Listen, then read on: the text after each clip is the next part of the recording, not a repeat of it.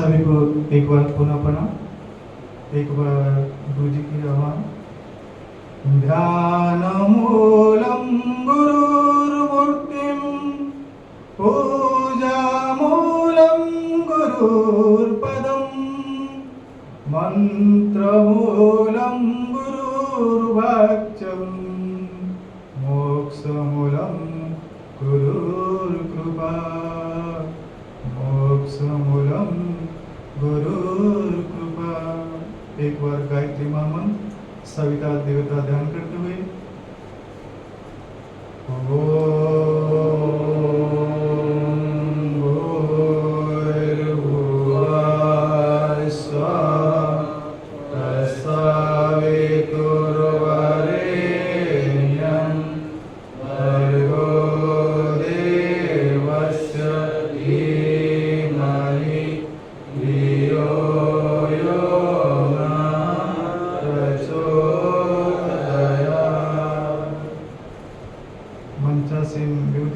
और सभी को प्रणाम।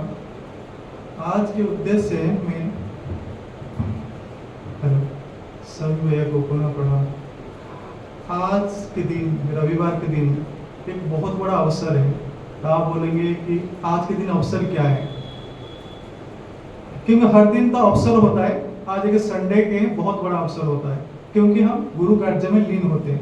इस दिन हमारे जीवन में हर संडे आते हैं, बहुत भाई आते हैं, बहुत भाई नहीं आते, तो उनको मैं विग्रह करता हूँ कि आज जो संडे का दिन बहुत बड़ा अवसर का दिन है, भगवान का दिन है, और भगवान के प्रति हम जो काम करते हैं उसकी दिन है। एक कथा आती है पेशवा बाजीराव का। तो मंत्री के साथ जंगल में कहीं जा रहे थे, तो जंगल में भटक गए। भटकते भटकते भटकते उनको एक आदमी दिखा जो बिल्कुल दरिद्र और जीर्ण शीर्ण हुआ पड़ा हुआ था। तो उनको बोले कि हम लोग को रास्ता दिखाइए। तो वो जो जीर्ण शीर्ण व्यक्ति था उनको रास्ता दिखा दिया। तो बाजीराव पेशवा बोले मंत्री को कि उनको कुछ दान दे दीजिए। तो बोले कल देंगे। तो बोले क्यों? नहीं, कल देंगे। तो फिर घर आए, फिर अगले दिन पूछा पेशावर जी ने कि आपने दान दिया मंत्री जी को? तो बोले हाँ मैंने दे दिया। मैं क्या दिया? मैं 5 गाँव दे दिया। तो बाजीराव बोले क्या 5 गाँव क्यों दिए? मैंने तो कुछ कपड़े बोला था, अपने 5 गाँव दे दिया। बोला आपका राजा है, आपको उपकार किया है, तो राजा का महत्व होना चाहिए, कुछ बड़ा देना चाहिए, दिखना चाहिए कुछ दिया। तो ऐसे ही गुरुदेव के काम हम लोग कर रहे हैं, तो कुछ बड़ा ही आने वाला है। तो हम लोग संडे को जो समय देते हैं वो भगवान को देते हैं। तो समझो कि हम भगवान को अगर समय देते हैं, समय तो हर कोई देता है, कहीं मॉल में घूमता है, कहीं कहीं पे घूमता है, वो समय देता है, बट हम भगवान के लिए देते हैं। वो फिर संडे को। हर सप्ताह का हम लोग कहीं ऑफिस में बिजी रहते हैं, जब संडे जब आता है एक बहुत बड़ा चुनौती लेके आता है कि हम भगवान को कितना समय दे पाते हैं। तो सभी भाई से निवेदन है, संडे को संडे कम से कम जितना अपने व्यक्तिगत हिसाब से समय जरूर दिए, क्योंकि भगवान के लिए ये 2026 आने वाला है, ये बहुत बड़ा काम चल रहा है। तो 2026 के लिए जितना से जितना समय हो जाए वो समय दे।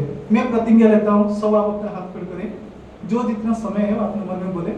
मैं प्रतिज्ञा लेता हूँ हर संडे को मैं अपना 8 घंटा चैतन्य केंद्र में दूंगा। तो इससे बाद और एक कथा थी, जो हम साहित्य स्टॉल लगाते हैं और बाल संस्कार सभा लगाते हैं, वो क्यों करते हैं भाई? और भी बहुत सारे हैं एक्टिविटी। तो हम लोग युवा जोड़ों को लेके और साहित्य स्टॉल को लेके और बाल संस्कार शाला को लेके हम लोग चल रहे हैं। यहाँ पे बहुत 2003 से डॉक्टर साहब आ रहे हैं, वही आ रहे हैं, 10-12 लोग आ रहे हैं, अभी थोड़ा थोड़ा बढ़ रहे हैं। तो हम लोग को जितने भी भाई आए हैं सभी को ये ध्यान रखना चाहिए, संडे का दिन हमारा एक उत्सव का दिन होना चाहिए, क्योंकि हम भगवान के लिए तैयार हो रहे हैं, भगवान को समय दे रहे हैं। भाई साहब ये समय बहुत बड़ा हुआ है, क्योंकि जब आदमी समय देता भगवान के प्रति वो कुछ अलग ही निकल जाता है, क्योंकि सब अलग अलग जगह घूमते रहते हैं, जितने लोग आ पाते हैं चेतना केंद्र में। तो अपने आप को सबसे बड़ा मानिए, सबसे बड़ा मानिए, यही मेरा कहना है। दूसरी बात ये कहना है, जो हम बाल संस्कार शाला और साहित्य स्टॉल क्यों लगाते हैं, ये मैं तो नहीं कर रहा, ये गुरुदेव का प्रवचन है, डॉक्टर पांडे जी का प्रवचन है। तो उन्होंने कहा है, एक व्यक्ति था जो बहुत बड़ा साहित्य स्टॉल अपने गांव में लगा रखा था। तो चिन्नी भाई साहब वहाँ पे जा रहे थे, तो देखे कि बहुत बड़ा साहित्य स्टॉल लगा रखा है उन्होंने। तो उन्होंने सोचा कि यार बहुत पुराना होगा, कम से कम गुरुदेव के टाइम पे जुड़ा हुआ होगा, तभी इतना बड़ा साहित्य स्टॉल लगा रखा है। तो उनको बुलाए कि आप इतना बड़ा कैसे विचार आया कि आप इतना बड़ा साहित्य लगा रखे हैं। तो उसने बोला कि मेरे को 2 महीने पहले आया विचार। बोला कैसे? ना एक व्यक्ति था जो अधिकारी, वो कुछ लेता नहीं था, तो मैं रियल एस्टेट का आदमी हूँ, तो मैं उनको कुछ घूस देना चाहता था, तो लेता नहीं था।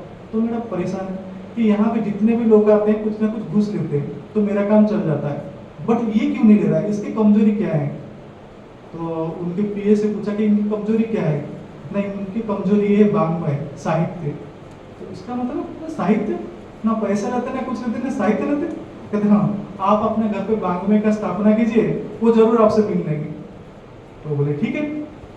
तो उन्होंने गए, तो जैसे ही बोले कि आपके आए हुए हैं कोई वाङ्मय देने के लिए, तो दौड़ते दौड़ते अधिकारी आ गए। बोले आइए बैठिए, और उनको चाय नाश्ता किए, फिर बताइए, बोलिए पूछिए कि क्या हुआ। तो बोले कि मेरे को वाङ्मय स्थापना करना। तो उन्होंने फिर वाङ्मय स्थापना अपना घर पे कर लिए। करने के बाद वो अपना काम जो था वो रियल एस्टेट का वो हो गया। तो उन्होंने ऐसा ऐसा करके झूठ फूट बोल के काफी साहित्य एक कमरे में लेके रख दिए। वो अधिकारी से काम होता रहा। फिर आया कोविड आने के बाद वो व्यक्ति को कोविड हो गया। तो फिर वो रखा गया कहाँ? उसी कमरे में रखा गया जहाँ पे साहित्य का स्थापना हुआ था। वो एक बार भी नहीं पढ़ता था। तो फिर कोविड होने के बाद उसने क्या किया, वो साहित्य को पढ़ा। भैया आप लोग को विश्वास नहीं करते, वो साहित्य पढ़ने के बाद उसको बहुत सारा चेंजेस आया उसके अंदर। उसने बोला जो ये व्यक्ति ने लिखा है उससे एक बार मिलना है। ऐसा कोई आदमी नहीं है कि ऋषि नहीं है जो इतना बड़ा साहित्य लिखेगा। 3200 पुस्तक उन्होंने लिखा है, और इतना ज्यादा अच्छा व्यवचार जो मेरे को परिवर्तन किया। तो फिर उन्होंने क्या किया, तो फिर ये तो सब लोग को पढ़ना चाहिए कि मेरे 2 महीने के अंदर जो मैं पढ़ा, जो मेरे को इतना विचार परिवर्तन किया, तो सबको पढ़ना चाहिए। तो उन्होंने क्या किया, फिर वो साहित्य स्टॉल बनाया। तो बंधुओं, आप जो काम कर रहे हो साहित्य स्टॉल, बाल संस्कारशाला, ये कोई छोटी काम नहीं है। आप आने वाला 2026-2027 में देखिएगा, जरूर आपको ऐसा उन्नति प्राप्त होगा, ऐसे सफलता प्राप्त होगी, दुनिया देखती रह जाएगी। आप सोचते कि यार संडे को आते गायत्री चेतना केंद्र आते हैं, 2 घंटे में चले जाते हैं। बंधुओं, ये आम समय नहीं है, बहुत बड़ा समय है। हम लोग भी बहुत सारा सालों से आ रहे हैं, तो हमारे जीवन में बहुत बड़ा परिवर्तन हुआ है। तो मैं कहना चाहता हूँ बंधुओं कि ये रविवार को जरूर आप आए, क्योंकि जब फसल के समय होता है उसी टाइम फसल किया जाता है। अभी 2026 से माता जी का पुण्य है, उसके बाद 2026 अखंड दीप का है।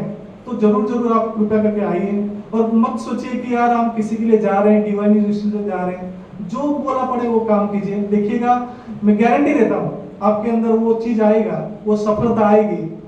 आपके देखते रहिएगा 2026 तक। कृपया सबसे निवेदन, हाथ जोड़ से निवेदन है, आप जरूर आइए संडे के संडे। धन्यवाद।